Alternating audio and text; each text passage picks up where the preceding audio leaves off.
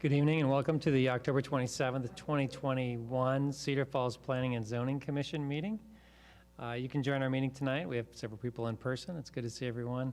You can join by video conference, phone, channel 15, YouTube. There's probably more that I'm missing here, but thanks for joining. With that, we'll call the meeting to order and have a roll call vote. Karen? Hartley. Holst. Here. Larson. Here. Leeper. Here. Lynch. Here. Saul. Here. Schrod. Here. All right, we have a quorum. Thank you. With that, we'll have, I would entertain an approval of the minutes from the October 13th, 2021 meeting. So moved. Second.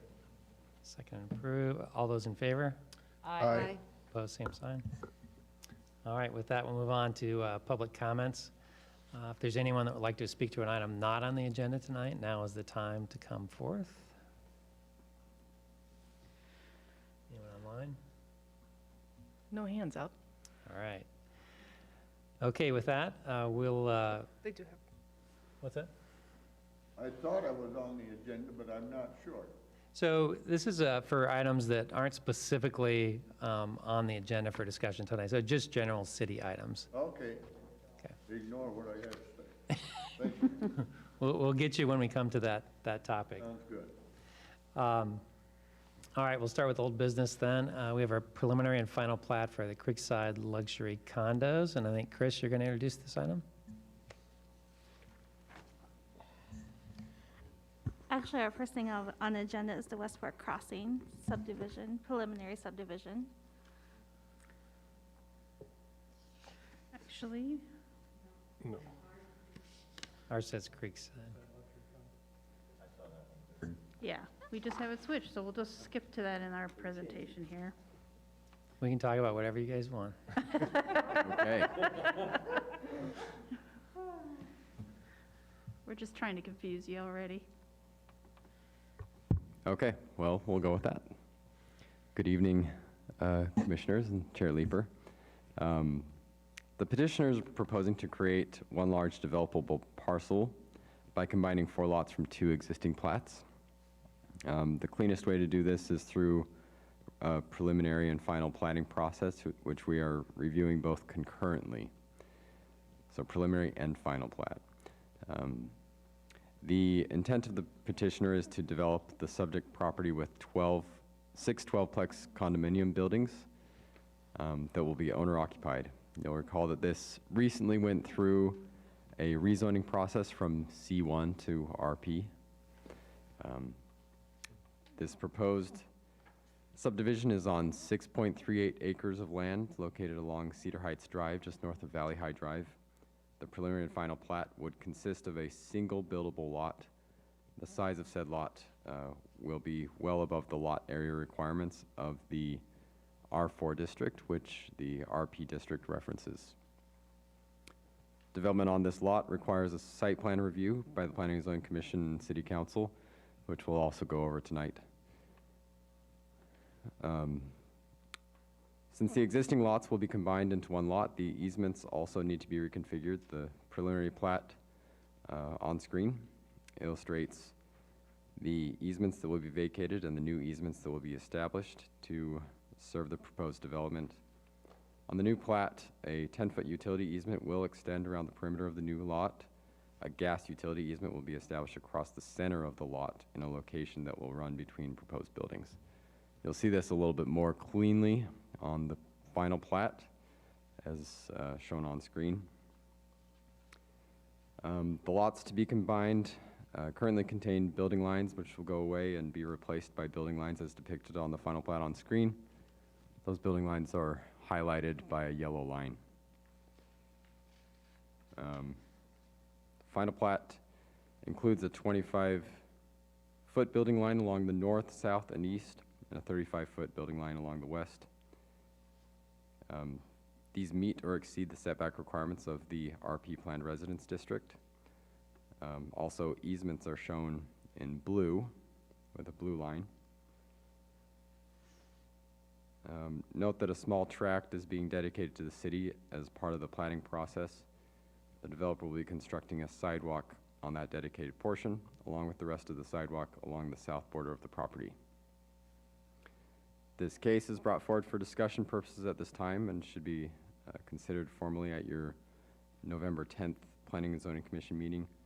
With that, I turn it back to the commission for discussion. All right, thank you, Chris.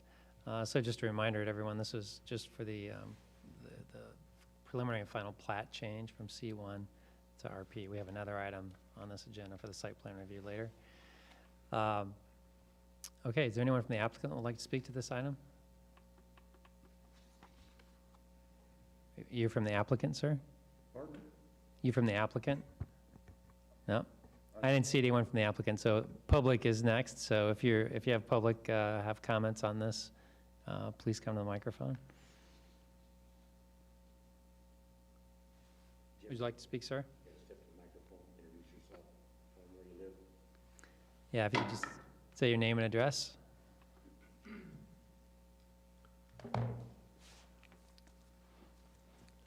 I'm James Meehan, 2403 Legacy Lane, number 2. That's the line of lots adjacent to the proposed addition. We've been fighting, well, since I originally formed up that association. We've been fighting drainage, excuse me, ever since that time, because somebody cut the drainage easement berm at the far end. I suspect it was minored, but we don't know. That just put water down our backyards and across the patios ever since, every time it rains. We need that corrected. The layout that's shown here looks suspiciously like it could throw water our direction. That's the natural water flow, unless there's a lot of grading. And I know you guys have done good grading work before, but this is going to take some real good grading to keep the water off the backside of our property and out of our patio doors. All it needs is another inch, and it's coming in. That's part of my complaint. The other part is the population density. You've gone, maybe 3 or 4 times the residential population density of this area. That's a big change. And it's a big change for Cedar Heights Drive. Cedar Heights Drive is already pretty congested. And we've been lucky, we have not had any accidents.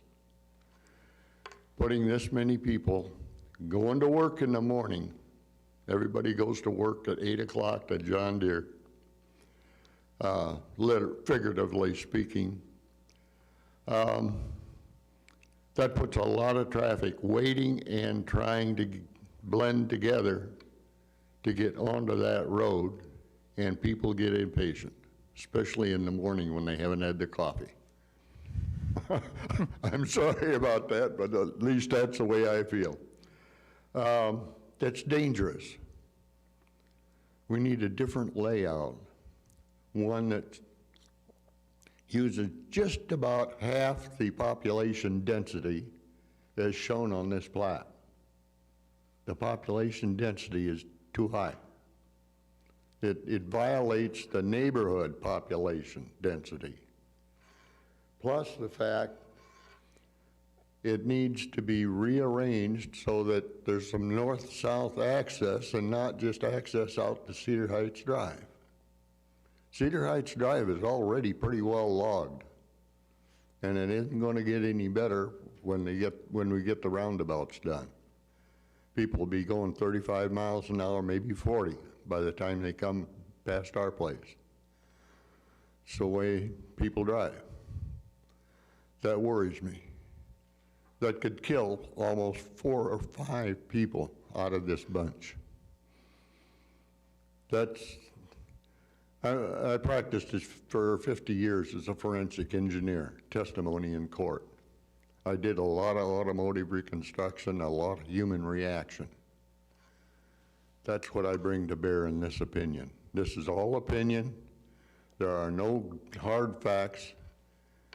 You disagree with it, you can disagree with me, that's perfectly normal. And a lot of people have, but I don't care. This is my opinion, and you're gonna get it full bore. The rest of it looks like a real nice, clean layout until you look at it with the dangers. Turn the traffic, cut the population density, and it changes the world completely. That's all I have to say from the Legacy Lane people who don't know I'm here, but I represent them anyway, okay? Great. Thank you. Thank you, James. All right, is there anyone else who would like to speak to this item? Again, this is about the replatting from C1 to RP at this time. If you have specific comments about the site plan, we will be talking about those in a later section. All right, with that, we'll bring it back to the commission. Comments? Again, this item is for review and continuing discussion at the next meeting.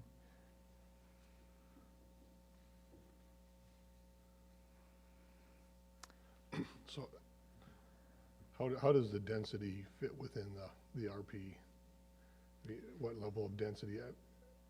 The question was raised about too much density, but I think we have a pretty high allowance for the density in this. Yeah, you're changing from, Excuse me. Question for staff. Sir, this,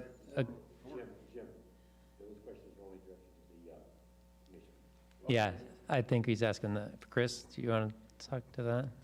Yeah, I can speak to that. So, as part of the rezoning, one of the things that we considered was a land use map amendment, which changed this area to medium density residential, which is the same designation on the future land use map as the properties to the west.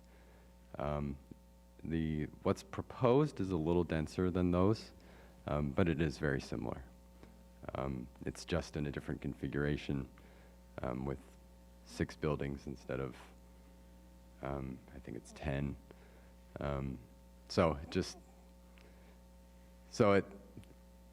I should say staff finds that it is consistent with what we have slated for this area.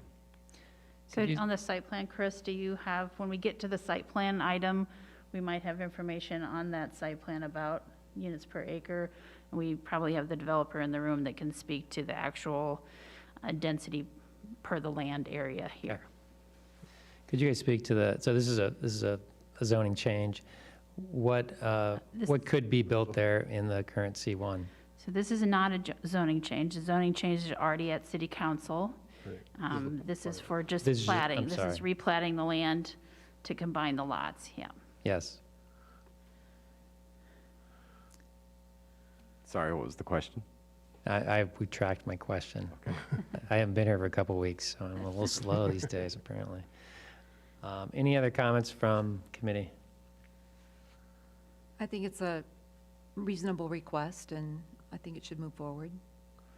Okay. Again, we're not voting on it tonight, correct? So we're moving that on to the next meeting. Any other comments for the applicant before we do so? Okay. We'll move that on to the next meeting and move on to our new business. And that is a petition to renew the downtown SMID district, which is the self-supporting municipal improvement district. And Shane's not here, so Shane's not talking about it. I'm going to speak for Shane. Okay. On this item. As you may recall, we did a renewal of the College Hill SMID last year, or maybe it was 2 years ago now. And some of you were on the commission at that time. But the commission is charged with evaluating the renewal of the petition to renew this the self-supporting municipal improvement district. This is for downtown. They're called a SMID. So this is their 5-year renewal for the downtown district. And the minimum requirements in the code for adoption, a renewal of a district like this, is they have to get 25% of the property owners to sign and 25% of the valuation of the land in the area. So property owners that own up to at least 25% of the property valuation in the district. You can see here on the screen is the image of the downtown SMID area. What they did receive, they did do the petitioning, and they received 47% of the property owners signed on the petition, and 61% of the property valuation also is signed the petition to renew the SMID. Just so you know, the proposed tax rate is $3.89 per $1,000 of taxable value, not to exceed $5.83 per 1,000 taxable valuation. With the commission's recommendation, this would then move on to the city council for them to set a public hearing on an ordinance to renew the SMID. So you're asked to evaluate this and make a recommendation to council tonight. All right, thank you, Karen. With that, is there anyone from the public that would like to speak to this item? Seeing none, no one online? We'll bring it back to the commission for discussion and a recommendation. I read all the petitions and everything, and I find that there's no reason why we shouldn't approve this and send it on to city council. So I'll make a motion to approve. Second. Okay, we have a motion and a second. Karen, there was some pretty specific language in the packet about the motion. Do we need to, is a simple approval okay? Was there something in the packet? I'm sorry. I'm speaking for Shane here. He's the one preparing it. Was there a specific language for the motion? Yeah, there was a You couple probably- of things. Approval and endorsement of this Planning and Zoning Commission evaluative report to renew, and then a recommendation to set a public hearing Public for hearing. consideration. So, I mean, Dale, is your motion to the staff recommendations? Yes, it is. Okay. All right. And I would second that. We have Okay. sorry to Very good. complicate that, but I want to be clear. Very good. We have a motion and a second. Any discussion? All right, all those in favor? Aye. Opposed? Aye. All right, do you need a voice I'm vote, or I'm you're? going to do a voice vote on this one. Okay. Yeah. Holst, Aye. Larson, Aye. Leeper, Aye. Lynch, Aye. Saul, Aye. Schrod. Aye. All right. All right, Thank so you very that item much. will pass and move on to council. Our next item of new business is a preliminary plat for the West Fork Crossing. And just so to correct the record here, for some reason, the agenda did get switched, and that's why the confusion. This is actually old business. You heard this item at the last commission meeting, so somehow this got switched on the agenda. So this is old business, and this will be the second meeting for this item. Okay.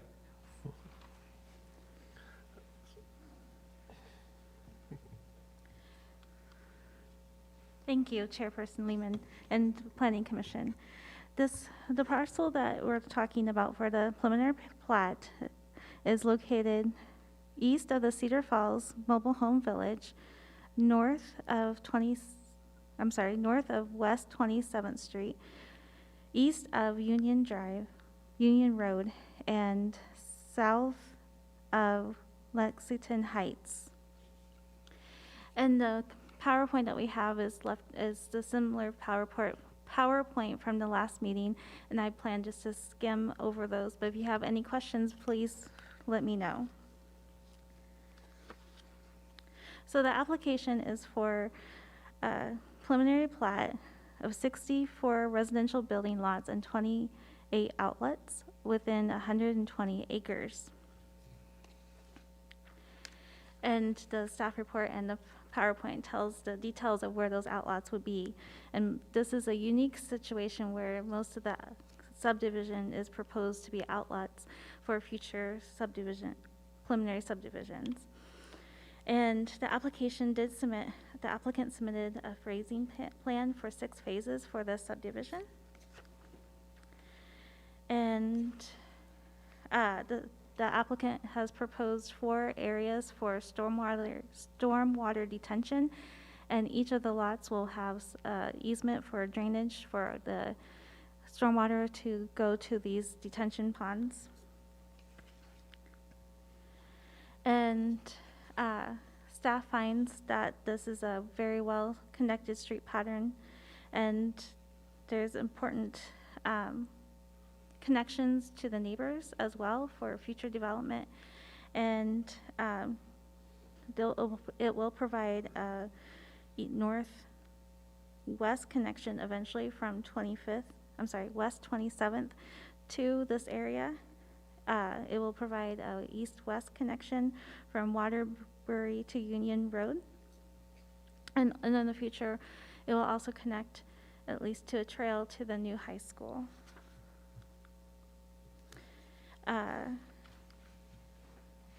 And the applicant is proposing 6-foot sidewalks, trails within the subdivision connecting 2 larger trails from Union Road, and as well as a trail connecting to the north, eventually going to the Robinson Dresser Sports Complex. And the applicant also proposes a 2.4 acre park in phase 4. There was question about connectivity and where those connections would be from the last meeting, and we asked the applicant, and they kindly gave us a visual of showing the preliminary plat within the current aerial photo. And we can see that there is going to be a connection to the undeveloped area in the R4 that is within the same district and same ownership of the Cedar Falls Mobile Home Village, and connections to each of the neighbors, actually.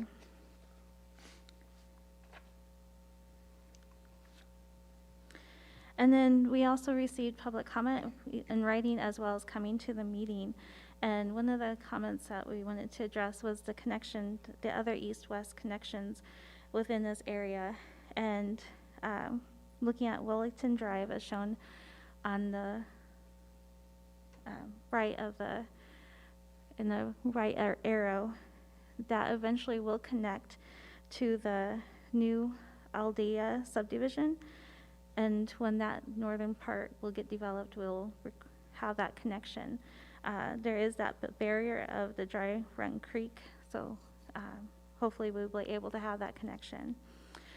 There's also a comment regarding if the neighbor can connect to one of the dead-end streets. And because of the safety concerns, Public Works will require a visual barrier at the dead end, so no driveways could be connected to those dead-end streets. And then one of the comments that we received today from Scott Poppins was asking if there's a possibility of one of the trails that's going to the sports complex to the north be rerouted to be away from his property. And that applicant today said that would be possible. So on the left is what was proposed, on the right is revision, showing that trail going between 2 lots as an outlot and moving north. And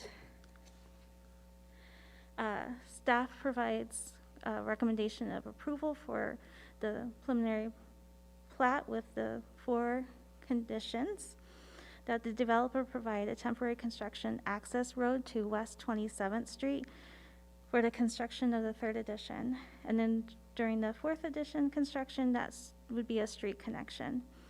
For all phases, the applicant shall route the construction traffic from Union Road and West 27th Street and not go through the existing neighborhoods. And finally, the cost share of Union Road Trail, equivalent cost to a 5-foot sidewalk. They would pay their share for that trail that's being installed right now. And with that, I am available for any questions. All right, thank you, Michelle. Is there anyone from the applicant that would like to speak to the item? Say your name and address, please. Tim Verhan, 4818 Briarwood. With ISG, represent the developer. I think we've addressed a lot of the comments from the previous meeting offline, but I know there are still some things, maybe drainage-wise, that were outstanding. I know Brent has also had some conversations, but happy to take any questions. Does anyone have questions for the applicant? Tim, I have one question for you. I noticed one of the stubs goes to the UNI property. It looks like. That's correct. And that was a city request just for, if it does. in the Future access. Yep. Okay, thank you. Anyone from the public that would like to speak to this item? No? All right, with that, I'll bring it back to the commission. Again, this item is for discussion and make a recommendation to City Council. How do you guarantee construction will come through Union Road and to the, instead of going through Wellington Heights or through, on Waterbury Drive, which is a high price? I mean, I don't know how you can tell a construction company you can't use that route. I think we're gonna have to do a little bit of a, you know, an agreement with the developer to try to route that traffic, but you're right, you know, just a pickup truck here and there, obviously is not what we're talking about. It's the big construction Yeah, equipment that would be cement coming. trucks and that type of stuff. Right, so I think, you know, we just want to put the applicant on notice that we're sensitive to the fact that construction, you know, the major construction traffic that would disturb existing residents would be routed from Union Road and West 27th Street, so. Okay. This is a staff question. If we move to approve the plat, it's kind of a minor item, but the bike path, is the bike path rerouting as proposed, or what is the status of that? Do we need to include that in our motion, or is that sort of up to staff discretion? So I'd ask that to the applicant because they're the ones that had looked at this very quickly. So maybe Tim could address that question if they would plan to amend the plat to just show the outlot in a different location, or what they looked at when they looked to route that. Because I know sometimes when they build the trails, they're also building them in a location where they have some other infrastructure. So maybe Tim could address that question. So yeah, we will have to amend the plat. I don't think we got it done for today. One of the, I guess, discussions was whether or not the bike trail would be in an easement or an outlot. Conversations with the owner that we decided we were going to put it in an outlot, so that would be an HOA responsibility instead of a homeowner. So yeah, well, I know the deed of dedication and all of those things, it's in the works to get those updated, but it was just a change that we were working on today, so. Were there any other changes to the infrastructure related to that? Because it was in an outlot with the current iteration. Yep, there's no other infrastructure that runs through that, Right, to my so, knowledge. so I guess it's up to the commission, but I think staff is comfortable with them just moving that outlot between those other two lots, and that would be the change on the plat. If that's the case, I move to approve the plat with the bike path adjusted at staff discretion. I'll second. Okay, we have a motion and a second. Any other further comments or questions? Because I have one for staff. My understanding is that the developer owns the land to the south of this as well. Do we have any concerns that we're not seeing that at the same time as this, that this is getting extended as well? Yeah, so the agreement will be with that phasing plan. As you know, we have the clause in the subdivision code now. When they bring in those future phases, the phasing plan does show that they'll have to have that street, at least one street to West 27th completed prior to phase 4 of the development. So, in other words, they wouldn't be allowed to plat phase 4, final plat phase 4 until that was completed. So, and then the commission, city council, of course, would then have discretion to look at that phasing plan and say you have to follow your phasing plan that you submitted with your plat. So I think with those provisions in the subdivision code now, we feel comfortable. The other factor on this particular issue was that this land is currently zoned agriculture, so it's not ready for platting. And you can't really divide land and plat land in lots that are smaller than what would be allowed in that zone, and there's a 20-acre minimum lot size in the agriculture zone. So it makes it a little difficult to plat roads right now, because the lots would be not consistent with the agricultural zoning. So we felt comfortable with these provisions in the phasing plan that we have an understanding with the developer. It's on their phasing plan, so we feel comfortable moving forward. Okay. There's 3 or 4 roads stubbed out to the south there, so I assume there's been some kind of thinking done, so, okay. All right, with that, I think we have a motion and a second. We're ready for a vote. Karen? Holst, Aye. Larson, Aye. Leeper, Aye. Lynch, Aye. Saul, Aye. Schrod. Aye. All right, so that item will move on to council. Thank you. I'm going to also recuse myself from this last item. Okay, thank you, Kyle. Thank you. The last item on our old business is a planned residential district site plan for the Creekside luxury condos. And this item is for review and continued discussion at the next meeting. And Chris, I think you're back on. Yep. So, sorry. This is the same location as the preliminary and final plat case that we discussed at the beginning of this meeting. This is a review of the site plan, which I think most of the visitors tonight are here to speak on. This site plan conforms substantially to the master plan that was approved as part of the rezoning process. In fact, it is essentially the same. The buildings are set back a minimum of 69 feet from the west property line, and buildings are placed exactly as they were on the master plan. Also, the developer's proposal conforms to the limit of only 2 access points off of Cedar Heights Drive, which is a requirement agreed to in the Developmental Procedures Agreement. I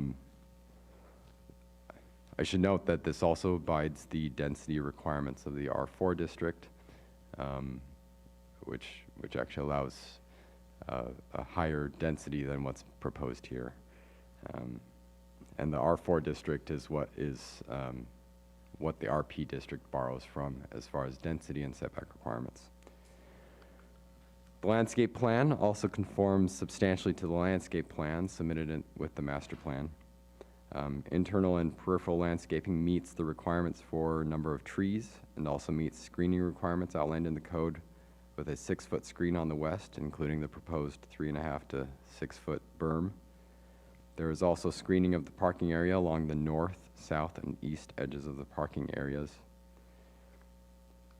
Up on the screen, you'll see the building elevations. These drawings and material details are consistent with what was submitted with the master plan. The bulk of the facades are made up of windows, cement paneling, and corrugated metal paneling, along with some other accent materials. Signage is shown up on the screen. A separate sign permit will be required at the time of development, while a formal sign application has not yet been filed. The applicant has provided these renderings and dimensions of a monument sign which would go in the southeast corner of the property to display the name of the development. The proposed sign is within the height limit. Code says 20 feet. And the applicant noted on the rendering that the sign area, or the lettering, is not to exceed the code limit of 40 square feet.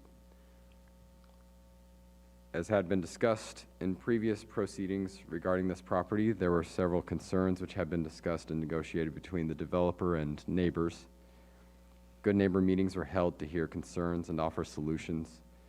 Applicable measures determined from those meetings were included in the plan. For instance, the buildings are set back substantially further than required by code, and the screening provided to the west, the berm and vegetation, is far more attractive than a fence, which is typically used to meet the screening requirements in the code. Concerns about flooding were also discussed in prior commission meetings. Up on the screen is a picture example of what happens during major stormwater events in the rear yards of the neighboring HOA to the west. We do not know all of the sources of this flooding, but the applicant has provided a stormwater management plan, which, according to our city engineer, complies with city code requirements. Based on what is proposed, the flooding issue is anticipated to be improved. As shown on the right, the applicant is proposing several stormwater basins bordering Cedar Heights Drive, and water will be directed eastward toward said basins. This will be required to release water off of the property at a reduced rate compared to an undeveloped site. Here's a more detailed graphic of how that will work for the areas included in Phase 1 of construction as proposed. The conduits closest to the buildings will carry the water that falls on roofs, and the paved areas will be sloped to direct water to intakes or to basins directly. In relation to the flooding issue to the west, the stormwater management report states that an earth berm is to be constructed along the west edge of the property to reduce lost runoff to neighboring properties. Runoff to the west from a 100-year flood event should be reduced from 2.23 cubic feet per second to 0.48. Cubic feet, yeah, 0.48 cubic feet per second. Therefore, the efforts made along the western boundary will prevent a significant amount of sheet flow from going on to those adjacent properties. All of that said, this is brought forward for discussion purposes at this time and should be considered formally at your November 10th Planning and Zoning Commission meeting. With that, I turn it back to the commission. Thank you, Chris. With that, we'll bring it, anyone from the applicant that would like to speak to the item? Your name and address, please. Dan Levi, Levi Architecture, 1009 Technology Parkway. We've been working with the developer and the city for many months now, even before the pandemic had started. That's kind of put a little wrinkle in the schedule for many people. So we've had an opportunity because of that to have the developer have several meetings with the surrounding neighborhood as well as the city to reconfigure the site plan on several major issues, one being access entirely off of Cedar Heights as recommended by the city after a small traffic study was done, as well as review of the berm along the west, stormwater, vegetation, signage, and general orientation of access points. As well as the phasing of starting at the south and going north. So all of these items have been reviewed with staff. We've changed design to come to an amicable place where everybody seems to be pretty excited about the development of a large grassy field on Cedar Heights, which certainly will be an advantage to the adjacent property owners from a sheet flow standpoint on rain events. All right, does anyone have questions for the applicant while they're here? All right, thank you, Dan. You bet. All right, with that, we'll open it to public comment. Your name and address, please. John Lane, 3909 Legacy Lane.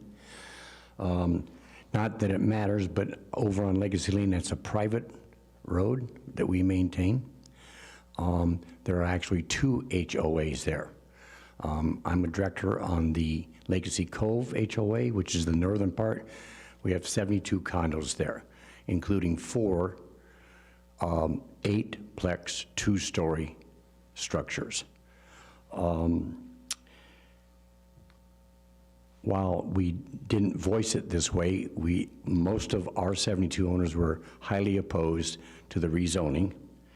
But as you well know, since that's already passed, now we must concern ourselves and concentrate on LGC's site development plan.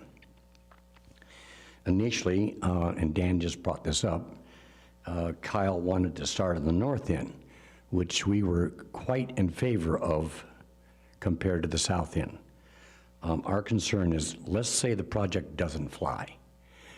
We really think a 3-story structure at the corner of Cedar Heights Drive and Valley High is going to be quite an eyesore. Sticking out there on the corner, not near any of other structures like our two-story buildings. So we would prefer, of course, that he start at the north. That probably won't happen. The site development plan looks great on paper. But what I've heard is the city will probably allow an 1.5-inch diameter tree, 6 foot tall. That will never provide any privacy for me in my lifetime. Likewise, LGC wants to do the privacy berm and foliage in stages. Well, with him starting on the south end, that leaves that other 5.3 or 4 acres wide open with no privacy. So that's a major concern. I live on the west side of Legacy Lane. I'm still going to hear and see, smell, and observe all kinds of issues 200 yards away. I'm not sure the city has the clout to babysit Heartland and LGC through all these phases. Likewise, I truly believe, particularly money-wise, it's going to take Kyle years to get through these phases and get these 6 12-plex buildings built and sold. So we really suggest that the berm and the foliage is done before any construction starts. Likewise, and I don't know how to put this, I'd like to see some of this in writing. So if it doesn't get done, and you people who are in charge and the staff, that's going to be a big project to babysit. And so all of a sudden, if the berm isn't done and the trees aren't planted in a timely manner, really, in reality, who is going to get on Heartland Development and Kyle's case to say, hey, wait a minute, we're going to shut you down. You're not going to build another building until these things are done. And I've seen that happen in other cities. So that's a concern. I did spend some time just this Monday with Kyle, because he has offered in good nature to put in, and we've used the word French drain in the last 2 or 3 meetings. French drain will not work to alleviate the water problem. We've got to put in a drain tile with surface grates to pull that quantity of water off the ground at the top, directly down to like an 8 or 10-inch tile, and plumb that to the storm box on our private property. And I think that's the quickest and cheapest way for Kyle, really, to eliminate the water problem. So in all honesty, he's in good nature, he has offered to spend that money and time to do that. Likewise, I don't want that over the next 6, 8, 9, 10, 12 years. We would prefer he comes in, digs up our 4 acres and gets it done, because we're still going to have water issues. Doesn't affect me, but I represent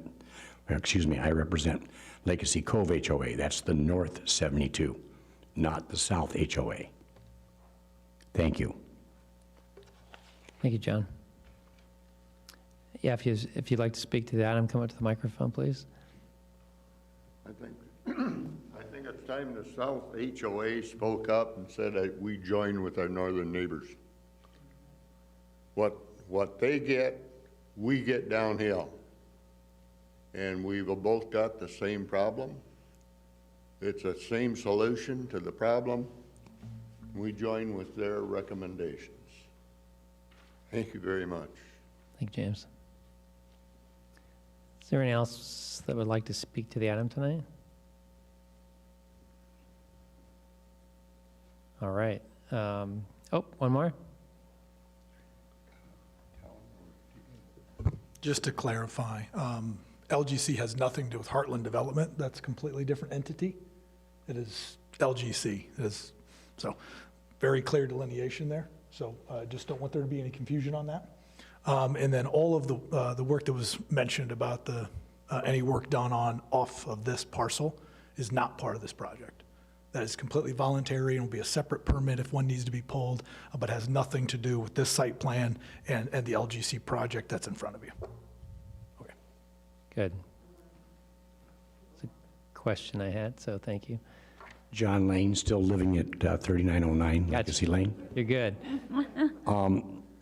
I consistently, even tonight, whether it's old or new business, depending on your sheet, I still see Heartland Development of Cedar Valley named every time.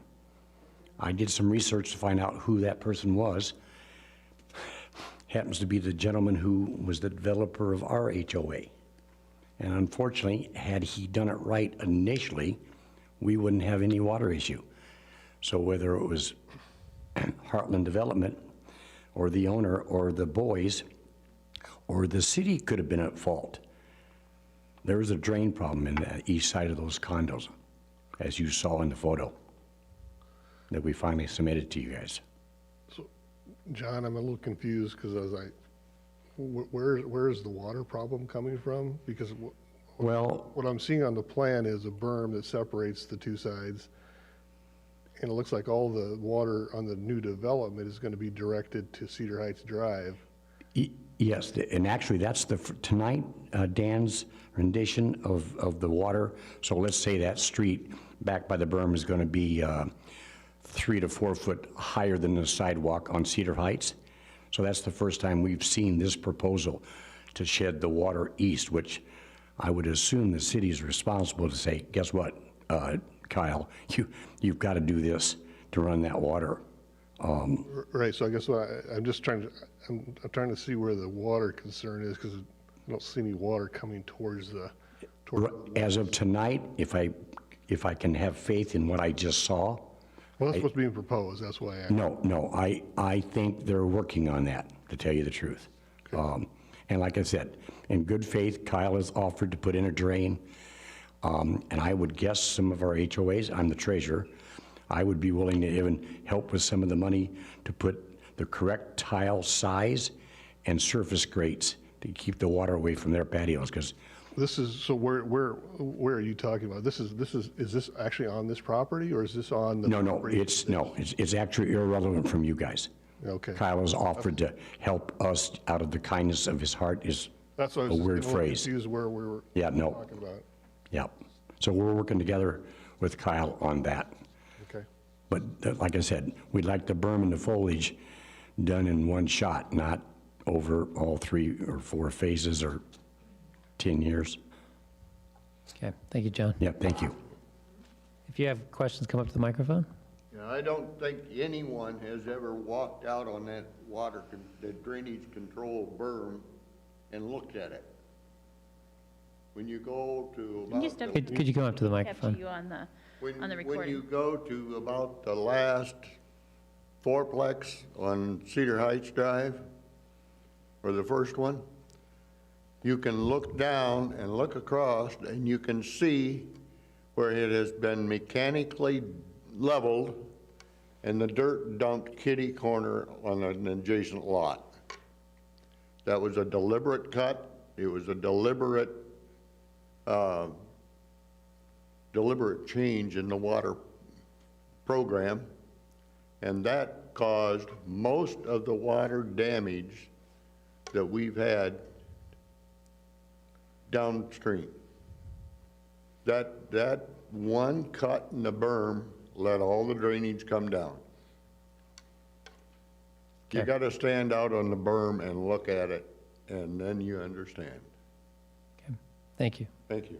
Dan, I have a question for, so could you explain the plan? Yeah, I'm with Marty. It looks like all of the water is moving east as the full development happens. Can you speak to what happens, in this first phase and what happens to the control of the water kind of as it's phased? Yep, as they start to do for the phasing, when they do the first 2 buildings to the south, as they're moving dirt, they're gonna have a lot of excess dirt. Some will obviously be taken away and exported, but some they're gonna leave on the site, just north and west of the parking lot where we stopped at. So we'll be catching that water as it's coming from the north to the south and directing it towards the southeast corner of the undeveloped remaining lots. So it'd be the northeast corner of the developed Phase 1, if that is a lot of northeast, southeast right there. Wanna make So sure. even in the phasing, really the water from the site is being redirected to the east Yes. side of the site. Yep, Okay, thank you. yep.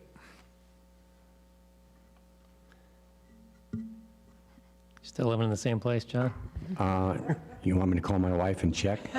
I'm late for a happy hour. I think we trust you. Yeah, thank you. Kyle explained to me this past Monday that starting on the south end is actually going to cost his company considerable more money because he led me to believe all of the retention, detention ponds have to be done right away. And I assume from what Dan just said, if the water is going to be directed to the southeast corner of that 6 acres, then you're going to have to control it with these detention, retention ponds. Because he actually said, I'd love to start at the north, because I don't have to spend $150,000, $200,000 on ponds. I goes, well, let's change it. He goes, no. Okay, well, yeah, I don't know that we can control the phasing. We just don't want to create a problem for you. Yeah, I knew that. Okay. Any other questions from the public? All right, with that, I'll close the public session and bring it back to the commission. So I just have a couple of comments, and that is, the water problem that is being brought up is not on this property that we're talking about. This water problem is something that happened before on the property that they're talking about. What they're concerned about is that this project doesn't put more water, because technically, this project can't be responsible for what has happened in the past to that project. Is that correct? Is that how we look at it as a city? You know what I mean? Right, they have to show that they meet the stormwater management requirements for their site, and they have to show as the property develops how that water is going to be routed from their site and not cause additional issues, any additional issues on the neighbor's property. And I think they've provided a stormwater report, and then they'll have to produce construction drawings and, a SWIP plan and during construction to show how that's going to be handled. Right, I understand that. So what we've heard from the public is that they're worried about their water problem, and they're looking for a solution, and they're looking maybe to Kyle to fix their water solution, their water problem. And that is not something that that this project is required to do, but he is offering to do in some way, shape, or form that I understand. Is that correct? Am I understanding that correctly? Yeah, I think the way I understand it is, well, I guess there's two things I've come to understand. One, there's a water problem there. But two, I'm convinced from the engineering kind of analysis and drawings that this project is going to make that better. Is it going to fix it completely? I don't know, but it certainly is going to make it better than it is, and it's not going to cause more problems. So we've closed the public session. Sorry, John. That seems pretty clear from the drawings. Okay, And- Yeah, so I mean, when this is all built out, it's obviously, you look at the plans, everything's draining to the east. So there's no contribution from this new development back to the old development for water. And my question is, which I haven't been able to discern yet from all the drawings here, does some of this property currently drain to the west then? So that water will be eventually redirected to the east. So I guess the question I would have is what's the requirement on phasing and such? I mean, should the berm be put in its entirety or initially? Because that would, I think at that point, close the issue on the water thing immediately rather than maybe linger over the development, the phased development of the project. Staff, is that Well, I think that's a question for the applicant to answer. okay? It sounds like they're adjusting the grade so all the water goes to the east, even in the undeveloped area. Right, but I mean, if they would do it all at one shot, you know, I mean, it would certainly be beneficial to the existing people to the west. Is it accurate to say, Karen, that our question that's applicable is that we can do no harm, right? We need That's to right. That's right. And they will have to show when they bring in their construction drawings, and the engineers will review them and make sure that they are grading it and managing their site in a way that doesn't cause harm. Yeah. Okay, great. Any other comments? Again, this is not for a vote tonight, it's to continue to the next meeting, but any other discussion that we can give, input we can give to the community or the applicant? No, I think it'd be a welcome addition to that area and seems to meet the requirements that we have set forth in our zoning, so, in our land use. I appreciate that the developer's having dialogue with you all, and I know there's still questions, and whether we trust the engineers or not maybe is a question in hand. Okay, with that, we're going to move on. Any commission updates, Karen? I do not have anything for you tonight. All right. With that, I would entertain a motion to adjourn. So moved. Second. All those in favor? Aye. Thank you. Have a good evening.